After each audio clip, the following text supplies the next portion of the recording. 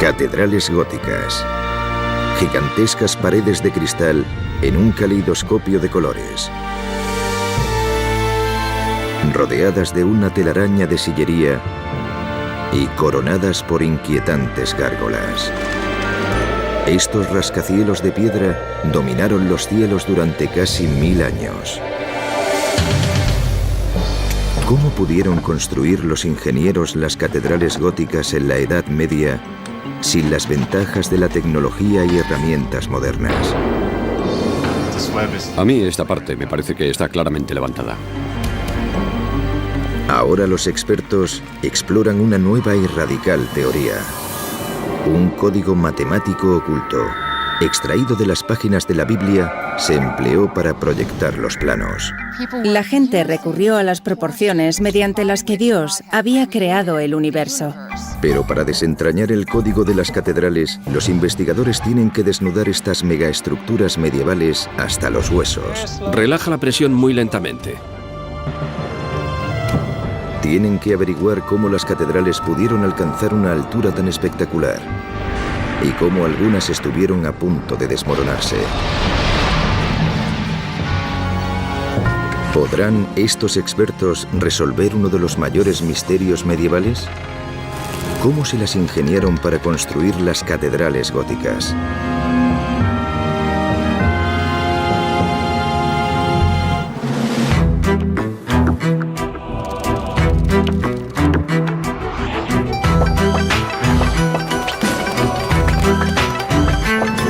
Secretos de la antigüedad. Los secretos de las catedrales. En los albores de la construcción de catedrales, a finales de la Edad Media, alrededor del siglo XII, trabajar la piedra era una labor muy difícil. Nadie lo sabe mejor que estos artesanos modernos. Al sudeste de París, en Francia, están construyendo un castillo medieval usando solo herramientas tradicionales y materiales locales. Piedra, hierro y madera.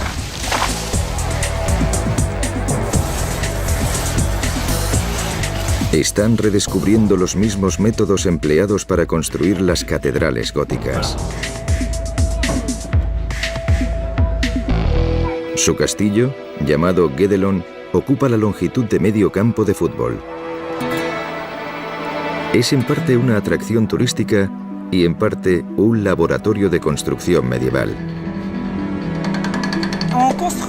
Construimos para comprender. Es un yacimiento arqueológico experimental. La idea es acercarnos lo más posible a la realidad de las obras de construcción medievales. El reto de hoy del equipo es cómo construir una pared en la planta superior del castillo. El primer problema es cómo cortar la piedra maciza. Los canteros saben que si pican en las grietas naturales de la roca, pueden abrir las piedras. Luego, los albañiles tallan las piedras y les dan forma de bloque de construcción. Pero cada uno pesa más de 50 kilos y hay que izarlo hasta arriba del todo, a una altura de 5 pisos. A través de manuscritos medievales, el equipo ha descubierto que los obreros de la época de las catedrales convirtieron una antigua máquina de guerra romana en una especie de grúa. Los obreros pueden levantar 6 veces su propio peso. Y llaman a este curioso invento la noria de las ardillas. Thibaut Desjardins la está probando por primera vez. Es más difícil de lo que parece. Cuesta mucho porque ofrece mucha resistencia. La noria se ralentiza constantemente y tú tienes que ir acelerando sin parar. Paso a paso, la noria levanta las piedras hasta el tejado.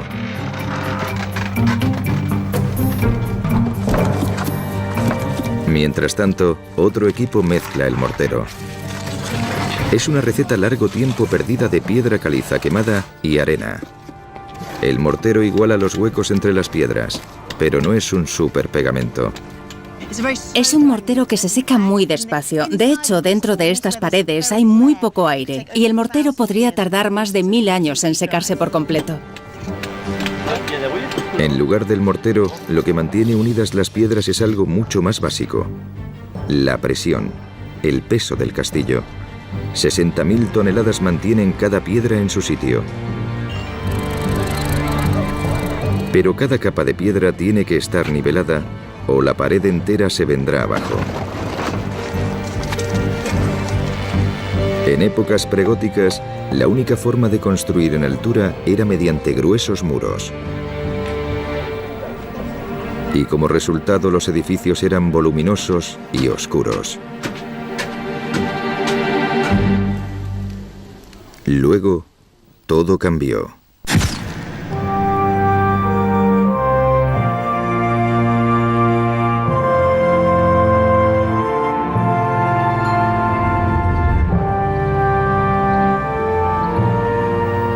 El 11 de junio de 1144, el quién es quién de la Francia medieval, incluidos el rey y la reina, se congregaron a las afueras de París. Aquí, en Saint-Denis, la Iglesia Oficial Regia, presenciaron una revolución de la ingeniería.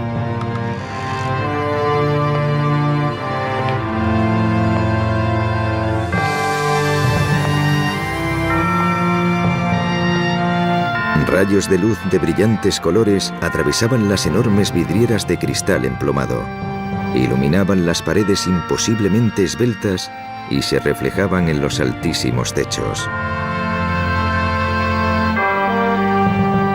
El abad Sillet, el visionario promotor de Saint-Denis, llamó moderna a su arquitectura. Los críticos la despreciaron y la bautizaron con el nombre de los bárbaros conocidos como godos. Y mantuvo ese adjetivo, gótica. Pero para Sillet, su iglesia revivía la gloria de lo que la Biblia consideraba la casa de Dios en la tierra, el templo de Salomón. El abad Sillet relacionaba a Saint-Denis con los prototipos bíblicos, en especial el templo de Salomón. Y esos templos a menudo tenían joyas, vidrio y oro incrustado. Para Sillet, la luz era un símbolo de Dios.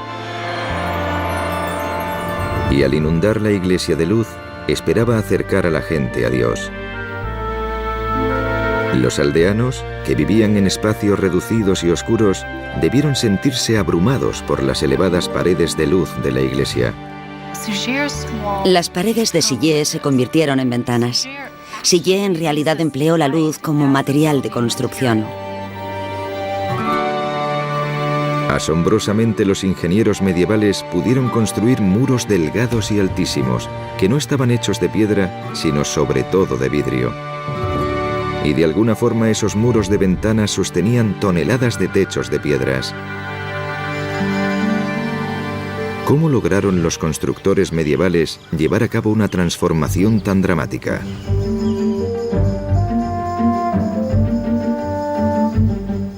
La respuesta puede hallarse en esta capilla, que se encuentra a medio camino entre los muros gruesos y voluminosos de Guédelon y las paredes altas y esbeltas de Saint-Denis. El problema es que la capilla está despedazada. En 1931, el magnate de la prensa estadounidense William Randolph Hearst compró la capilla en Europa y la mandó piedra por piedra a California. Pero la Gran Depresión le impidió reconstruirla. Hoy, esa es la labor de Frank Helmholtz, en Vaina, California. Es un maestro cantero que ha trabajado en las catedrales francesas. En los últimos 7 años han reconstruido los muros exteriores de la capilla. El equipo ha descubierto que la capilla se había levantado con 2 técnicas de construcción distintas. La parte de atrás de la capilla es del estilo anterior, el románico, más grueso y voluminoso. Las ventanas redondeadas no dejan entrar mucha luz porque tienen que ser pequeñas y estrechas para soportar el peso del muro. Pero la parte delantera de la capilla es gótica. Es similar a las catedrales. Las paredes son más altas y finas, con grandes aberturas para permitir la entrada de luz. Y los arcos son de otra forma, apuntados. ¿Podría ser ese arco ojival la clave de la construcción de los altos muros de las catedrales? Para averiguarlo, Helmholtz y su equipo han fabricado una maqueta de un arco de catedral. Como los constructores de catedrales, el equipo fabrica un marco de madera que sostiene el arco hasta que cada piedra está en su sitio. Esta es la SR3. Muy bien, vamos a colocarla ya. Esta maqueta es 16 veces menor que el arco de una catedral. Creo que esta parte podríamos hacerla un poco mejor. Aunque es más pequeña, hay que asegurarse de que todas las piedras están perfectamente alineadas. Bueno, vamos a seguir. Esta parte de arriba está un poco rara. Vamos a poner 2 más en este lado. Aquí, donde las piedras comienzan a ir en diagonal, entra en juego la gravedad, introduciendo una presión conocida como línea de tensión. En un arco romano de medio punto, la línea de tensión se dirige hacia los lados y separa los pilares. Si es demasiado alto o ancho, el arco empieza a bombarse por el centro y se hunde. Pero el arco apuntado redirige la línea de tensión hacia el suelo en lugar de hacia los lados. Y eso permite a los ingenieros construir más alto.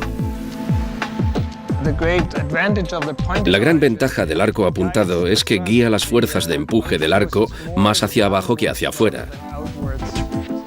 Separa un poco los dedos.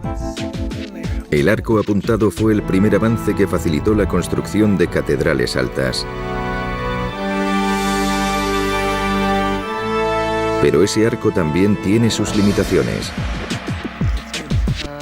Por ejemplo, ahora, Helmholtz tiene un problema. El arco está presionando hacia afuera. Se puede notar cómo se mueve por aquí. Hay algo que lo empuja hacia los lados porque las piedras empujan hacia abajo. Aunque el arco apuntado redirige la gravedad, crea tensión en lo alto de los pilares. Es un problema que el equipo tendrá que resolver, o las piedras se abrirán y el arco se vendrá abajo. Si medimos aquí, se ha separado unos 6 milímetros. Las fuerzas de esta maqueta a escala no son más que una fracción de las de una estructura real. A 128 kilómetros al norte de París, esas fuerzas pueden estar empujando a una gran catedral medieval a su punto de fractura. En 1220, los habitantes de la próspera ciudad de Amiens decidieron construir una nueva catedral, lo bastante grande para que cupiera la población entera de 20.000 personas. Y no eran los únicos. La inauguración de la Catedral Real de Saint-Denis inspiró a docenas de poblaciones de los alrededores de París y luego a toda Francia a pasarse al gótico, con la esperanza de construir el edificio más alto y luminoso de la Tierra. Como muchas catedrales, la de Amiens tiene planta de cruz. Y en su mismo centro los obreros construyeron altos muros con arcos apuntados para crear una enorme nave central de 12 pisos de alto. Pero el profesor Stephen Morry cree que hubo que pagar un elevado precio por la competencia por la altura. Esta gran nave, aunque es muy hermosa porque abre el espacio hacia arriba y crea un fabuloso efecto dramático casi teatral, tiene un problema estructural en el centro del edificio por ser tan grande. Igual que el arco apuntado de California, este arco muestra síntomas de tensión. Morry sube al segundo nivel para examinarlo más de cerca. Desde este nivel se aprecian con facilidad los extraordinarios signos de tensión estructural del edificio. La prueba visible son todas esas grietas y fisuras. Da mucho miedo verlas. Las grietas podrían ser el primer síntoma de una catástrofe, porque a la izquierda del arco dañado hay un enorme pilar de soporte central que sostiene el techo de miles de toneladas de piedra. Las grietas podrían ser una advertencia de que el corazón de la catedral está al borde del colapso.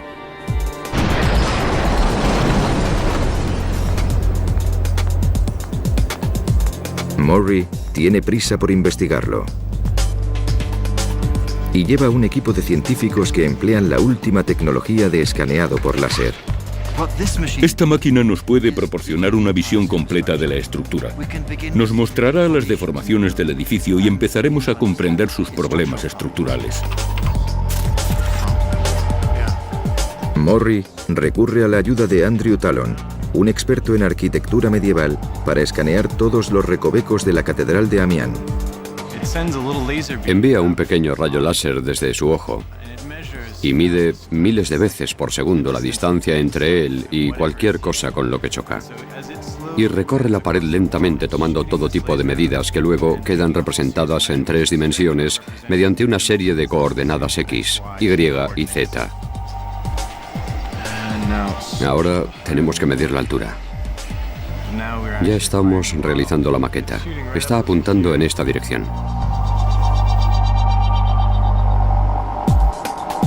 En solo cuestión de minutos, el láser escanea todo el espacio central de la Catedral de Amiens.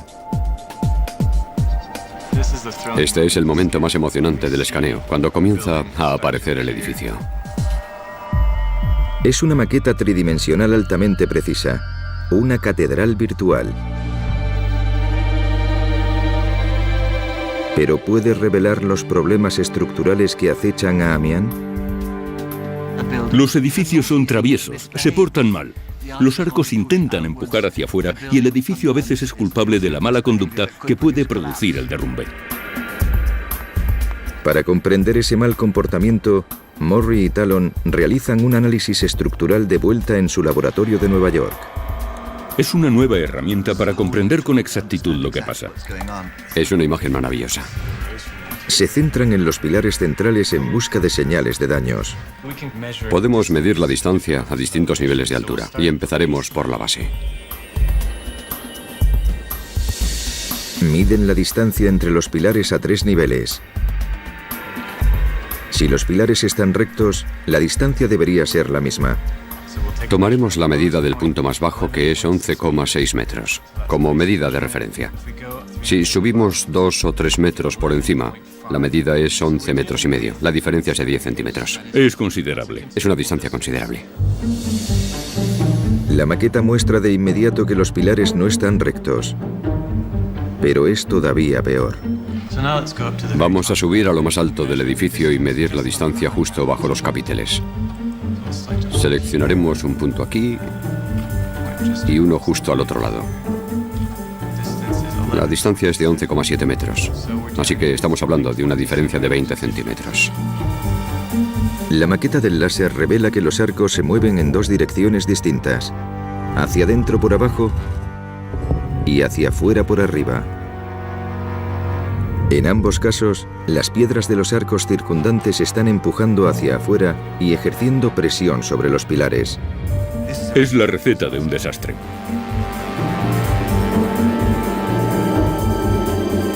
En el despacho de al lado, el analista de estructuras Rory O'Neill trata de determinar lo grave que sería ese desastre.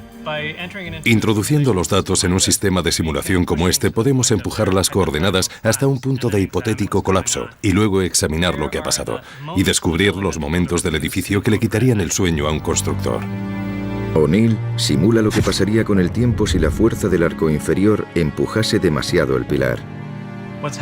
Lo que está pasando ahora es que toda la estructura se está desplazando a este lado. Lo detendré un momento para que podamos echar un vistazo más de cerca. Se ve que las piedras se están separando del arco. Las grietas de la maqueta resultan llamativamente familiares. Estas grietas son una señal. Nos indican que, de hecho, la pared se ha movido con el tiempo. La maqueta virtual revela que las grietas se formaron porque el arco empujó el pilar a un lado. O'Neill simula lo que pasará a continuación. Continuaría empujando hasta que llegase un momento en que cedería y todo se vendría abajo.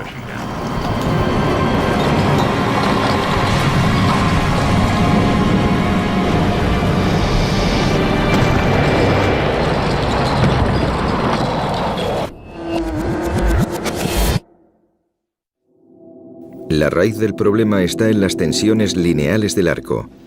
No podemos ir más lejos por este lado. Es el mismo problema que Frank Helmholtz tiene que resolver en California con su arco apuntado. La línea de tensión baja por aquí y empuja hacia afuera. Este arco está diseñado para contrarrestar eso. Si el equipo retirase ahora mismo el marco de madera, el arco se hundiría, porque la tensión lineal empuja estas dos piedras hacia afuera. Helmholtz tiene que contrarrestar esa fuerza y construye un brazo de apoyo para contenerla. Así es como va. La línea de tensión baja por aquí y empuja hacia afuera. Este arco está diseñado para contrarrestar eso. Esta ingeniosa solución se denomina arbotante. Y para cumplir su función, el arbotante tiene que estar bien colocado. Si el arbotante se coloca demasiado alto, entonces todavía existe la posibilidad de que se venga abajo por aquí. Y si se coloca demasiado bajo, el arco puede fallar por aquí arriba. Lo más importante es que esté colocado a la altura precisa. Vamos a quitar estas dos piezas laterales. Es el momento de la verdad. Helmholtz está a punto de averiguar si el arco de piedra se sostiene solo sin ningún tipo de mortero. Su equipo retira lentamente el soporte de madera llamado cimbra. Relaja la presión muy lentamente. Muy bien, parece que está bien. Yo voy a hacer lo mismo y soltarlo. Parece que no hay movimiento. Tiene muy buena pinta. Resulta emocionante ver que funciona. Siempre es un milagro ver el arco finalmente liberado de la cimbra.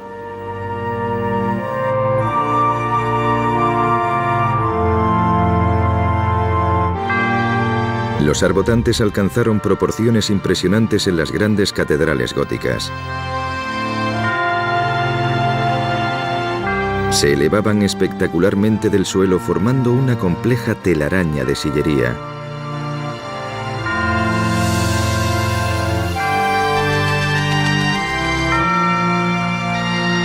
Junto al arco apuntado, el arbotante fue la segunda innovación del gótico que permitió a los arquitectos medievales captar la luz del cielo y alcanzar alturas celestiales.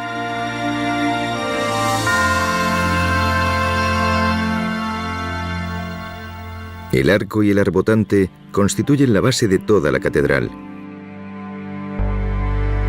Pero es un castillo de naipes, en el que la colocación de cada piedra juega un papel crítico. Y para demostrar cómo de crítico es, Helmholtz mueve una sola piedra. ¿Lo hacemos? Allá vamos.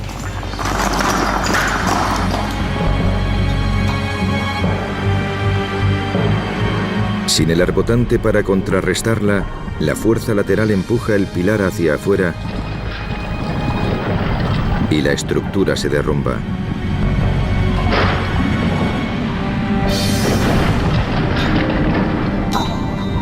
La misma fuerza lateral que ha causado el derrumbe es la que causa que los pilares centrales de Amiens se estén deformando y amenacen con un desastre. Sin embargo, para sostener el arco de lo alto de los pilares centrales, los arquitectos de Amiens también construyeron un arbotante por fuera. Entonces, ¿qué ha fallado? De vuelta en el laboratorio de la Universidad de Columbia, Stephen Morry y Andrew Talon lo investigan. Su maqueta en 3D revela de inmediato un error crítico. El arbotante exterior no está en el lugar adecuado. Lo colocaron muy alto, demasiado arriba. Es decir, el arbotante no está sirviendo de nada. Los constructores originales colocaron demasiado alto el arbotante para contrarrestar la fuerza del arco del techo que empuja hacia afuera. Y más de 2 siglos después, un maestro cantero tuvo que arreglarlo. Añadió otro arbotante más sólido, que colocó debajo del original, donde le proporcionaba un mejor soporte. El segundo cantero en cierto modo salvó el edificio. El arbotante inferior tiene el aspecto que debería tener un arbotante, parece sólido. Es una gran estructura maciza. Es un buen soporte. Con los nuevos arbotantes en su sitio, los constructores medievales estabilizaron la pared superior. Pero seguía sin existir soporte en la pared inferior, por lo que el muro comenzó a agrietarse. Al final de la Edad Media, la gente se moría de miedo cuando veía las enormes grietas que se abrían en los arcos. Los constructores medievales de Amiens tuvieron que encontrar la forma de sostener el pilar antes de que se hundiera. Desesperados, los arquitectos se salieron de la norma gótica de construir en piedra. Recurrieron al metal. El metal rara vez se había usado como material de construcción porque los herreros no disponían de una técnica para hacerlo lo suficientemente largo o grueso. Y forjar hierro era un proceso lento. Tenía que martillearse a mano.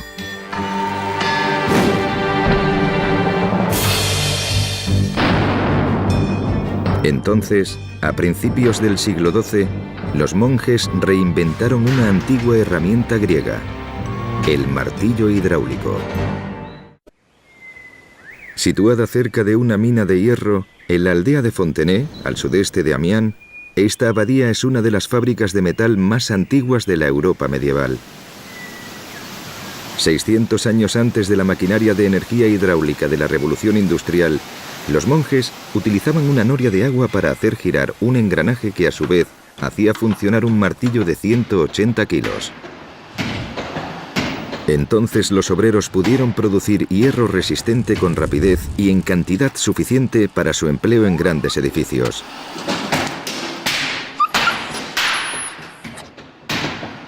Pero, ¿podía rescatar el hierro a la catedral de Amiens? Los obreros fabricaron una enorme cadena de metal con barras de hierro unidas. La cadena recorría el interior de las paredes a lo largo de toda la catedral para mantener los pilares centrales en su sitio. La cadena se instaló al rojo vivo para que se contrajera y tirase hacia adentro. La tirita de hierro medieval funcionó. Hoy puede que la enorme cadena de metal sea lo único que impida que los pilares se derrumben.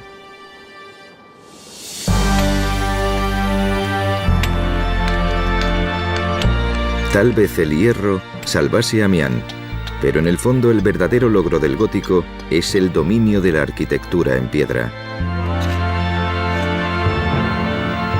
Gracias al arco apuntado y al arbotante, fue posible construir estos muros majestuosos inundados de luz.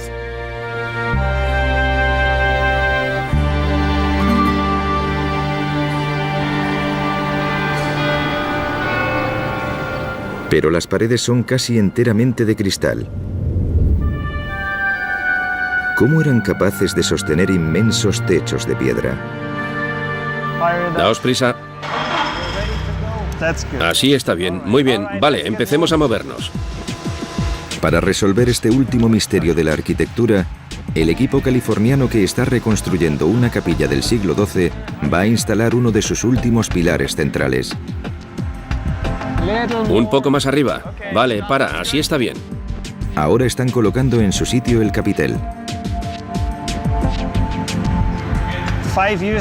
Hace 5 años, cuando empezamos, costaba imaginar que llegaría este instante. Es la primera vez que los vemos juntos. Es asombroso.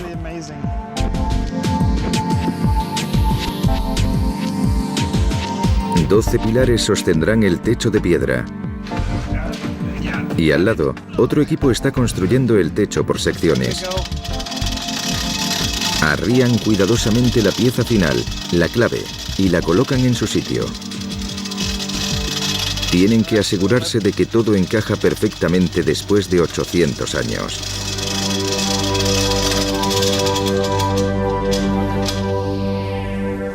Perfecto, encaja, ha quedado bien. El cielo es una bóveda de crucería.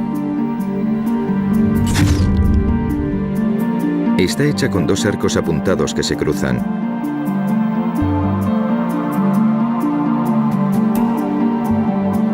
La bóveda de crucería traslada el peso del techo a los pilares para que los muros no sostengan la carga.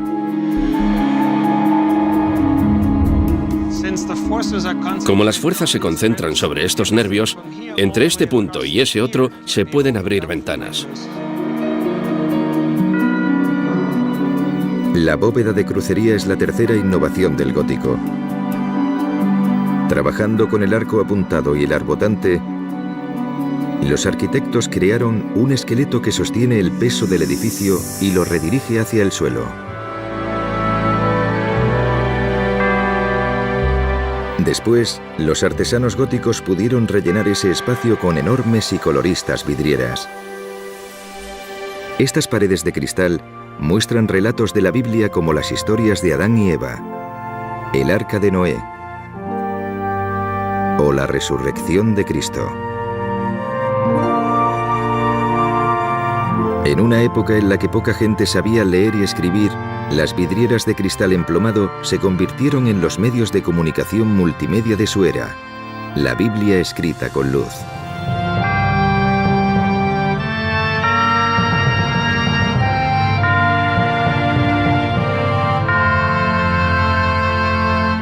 Esos vastos espacios, rodeados de altas paredes y luz de colores, elevaban la mente medieval más allá de la suciedad y la oscuridad de la vida diaria, y producían un efecto sobrenatural.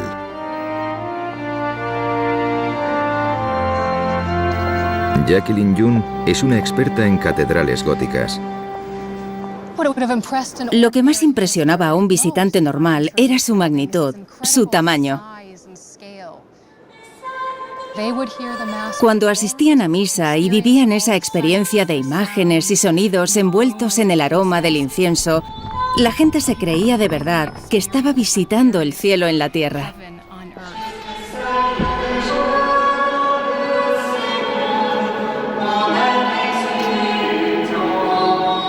El propósito de esos inmensos espacios sagrados era espiritual. Era acercar a la gente corriente a Dios. Sin embargo, las catedrales habrían sido imposibles sin el arco apuntado, el arbotante y la bóveda de crucería. Pero esas innovaciones de la arquitectura interactúan de forma muy compleja. Y en la búsqueda de la altura celestial, las limitaciones terrenales provocaron que algunas catedrales se estrellasen contra el suelo.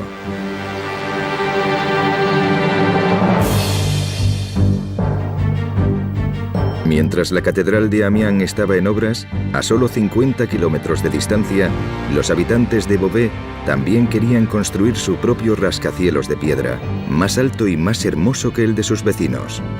Estamos ante la catedral más hermosa del gótico. Se eleva como si fuera un cohete. Pero la altura de Beauvais tuvo un alto coste. Por encima de estos feligreses hay unos modernos corchetes que tal vez sean lo único que impide que la catedral se derrumbe. Son un inquietante recordatorio de una catástrofe medieval. El día de la ascensión de 1573, cuando se estaba celebrando misa dentro, empezaron a caer piedras. En ese momento tenía lugar una solemne procesión. Los clérigos empezaron a acelerar el ritmo, pero acabaron por salir corriendo en una nube de polvo. Milagrosamente, la única lesión fue un brazo roto, pero no fue la primera vez que se hundía la iglesia.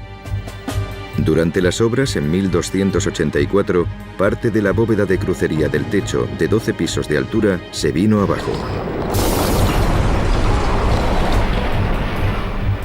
Los pilares del edificio siguen estando plagados de problemas estructurales hoy en día.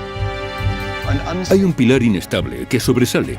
El pilar se está inclinando hacia el oeste. Y son pilares muy esbeltos, pero están muy enfermos. Es un claro indicio de un futuro desastre. Pero Beauvais no era la única población que cortejaba el desastre. La rivalidad regional empujó a muchos constructores medievales a alturas cada vez más peligrosas. ¿Pero por qué? Algunos expertos sospechan que estaban motivados por algo más que la simple ostentación terrenal. Escondido en la inmensidad de las grandes catedrales, puede haber un código matemático secreto que podría proporcionar la respuesta.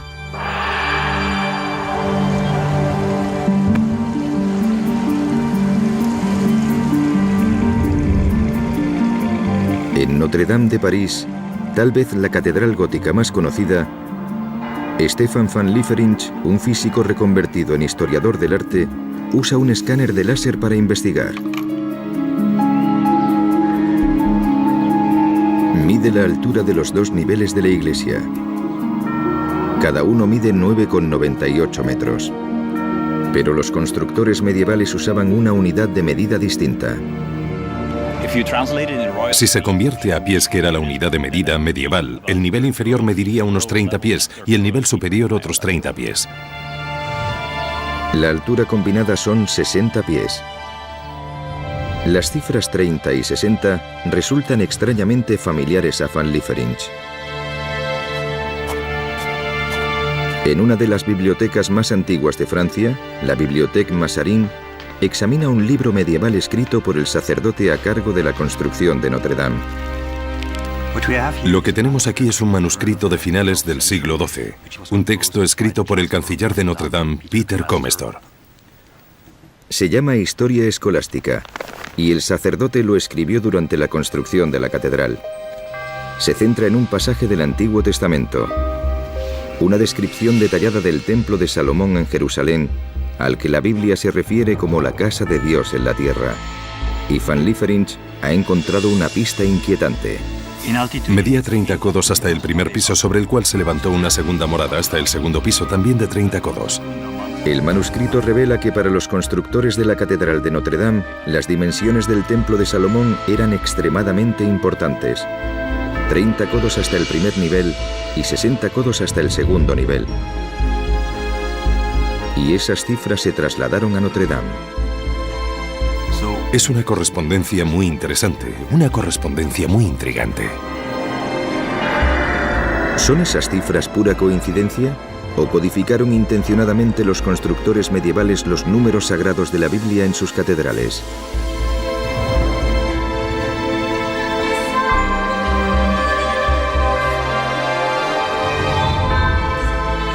Al sudoeste de París hay más pistas encerradas en la joya de la corona de la arquitectura gótica, la Catedral de Chartres.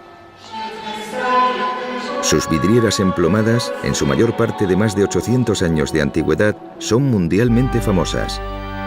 Pero Chartres tiene historias bíblicas grabadas no solo en vidrio, sino también en piedra. Estas complejas estatuas exteriores son emblemáticas de las catedrales góticas, floridos detalles finales que docenas de escultores tardaron décadas en terminar. Pero en Chartres, junto a las estatuas de Jesús, María y los apóstoles, la experta en gótico Jacqueline Jung investiga las de alguien completamente inesperado. Las de científicos griegos y romanos que antecedieron cientos de años al cristianismo, entre ellos Aristóteles, Euclides y Pitágoras, el gran matemático. Esos paganos antiguos eran admirados por los sacerdotes medievales de Chartres. La Catedral de Chartres fue decorada por algunos de los mayores pensadores de su época, que conocían a fondo la filosofía, la ciencia y la literatura clásicas, y que aportaron esas ideas a la teología cristiana de formas completamente nuevas. Mientras se construía la catedral, los sacerdotes de Chartres estudiaban las ideas clásicas griegas y romanas. Los sacerdotes medievales abrazaron la idea de que la belleza suprema del universo se basaba en proporciones perfectas y números ideales. Consideraban a Dios el matemático supremo, el geómetra divino, que utilizaba dimensiones sagradas. La gente se interesaba por utilizar números como medio para calcular las proporciones con las que Dios había creado el universo. Los sacerdotes medievales encontraron números en la Biblia que creyeron que eran las dimensiones sagradas de Dios.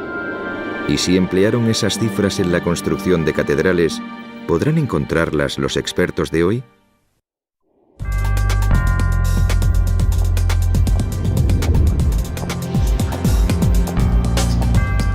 A la caza de dimensiones divinas, Stephen Morry regresa a Amiens, donde los constructores salvaron la catedral con una cadena de metal.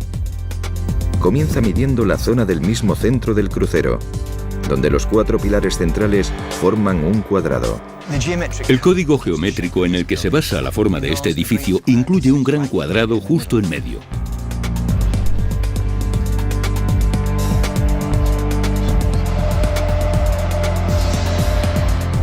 Cada lado del cuadrado central mide 50 pies romanos, la unidad de medida usada por los constructores de Amián. 50 también es una cifra importante en la Biblia. Dios le dijo a Noé que construyera un arca de 50 codos de largo para salvarse del diluvio.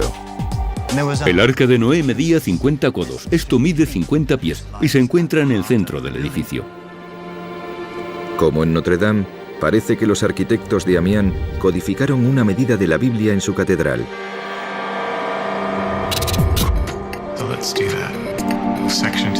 Morri y Talon recurren a la maqueta del escáner de láser. Estamos usando una perspectiva... Usando esa tecnología, por primera vez pueden medir la altura de la catedral con precisión milimétrica. Vamos a ver si podemos escoger una de las claves y dibujar una línea hasta el suelo. Muy bien, así obtendremos la distancia hasta el pavimento. La distancia es de 42,55 metros. Una operación matemática convierte las unidades modernas en medidas medievales y da como resultado otra cifra divina: 144. En el Nuevo Testamento el cielo se llama la ciudad de Dios y su altura es 144. Esto es el libro de las revelaciones, la visión de San Juan el Divino. Cuando Juan mide la ciudad, descubre que son 144 codos. Asombrosamente, en la ceremonia de consagración de la Catedral de Amián, el obispo leyó en voz alta el mismo pasaje del libro de las revelaciones que describe la altura divina: 144. Nos encontramos con un edificio en el que claramente una cifra expresa algún tipo de objeto de deseo. Querían el 144. La búsqueda de dimensiones divinas continúa en Beauvais, la catedral que se hundió parcialmente. Vamos a tomar una medición aquí y otra en el suelo de debajo. Miden la altura. Hemos comprobado la altura y es 144,3. La misma cifra en Beauvais. Su objetivo era ese número celestial.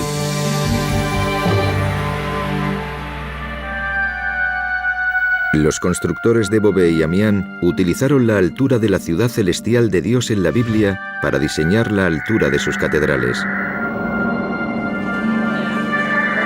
Junto al hallazgo del templo de Salomón codificado en Notre Dame y el arca de Noé en Amián, los expertos han descubierto pruebas concluyentes de que algunos arquitectos medievales emplearon medidas de la Biblia para proyectar los planos de sus catedrales.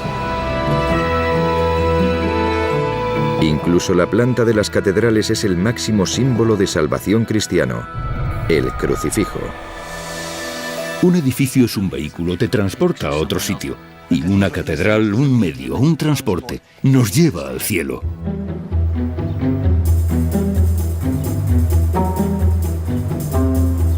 Pero al anhelar las dimensiones divinas, los constructores sucumbieron a una carrera muy humana. Tanto en Amián como en Beauvais, los arquitectos construyeron catedrales de 144 unidades de altura, pero en Beauvais recurrieron a una astuta treta para llegar a lo alto, una unidad de medida distinta. En lugar del pie romano, el ligeramente más largo pie real. Así, Beauvais alcanzó dimensiones celestiales y se convirtió en la catedral más alta de la tierra. Pero la consecución de la altura se alcanzó a costa de la inestabilidad estructural y hoy en día la catedral de Beauvais permanece inacabada. Es un edificio que ha sufrido todo tipo de contratiempos arquitectónicos y sin embargo sigue siendo, en mi opinión, el más hermoso de todos los edificios del gótico francés. Empujados por la fe y guiados por la temeraria ingeniería, los arquitectos góticos cambiaron para siempre la forma en que construimos a lo grande. Llevando la tecnología al límite y alcanzando nuevas alturas, los constructores de catedrales crearon espacios sagrados que todavía inspiran a la gente en la actualidad.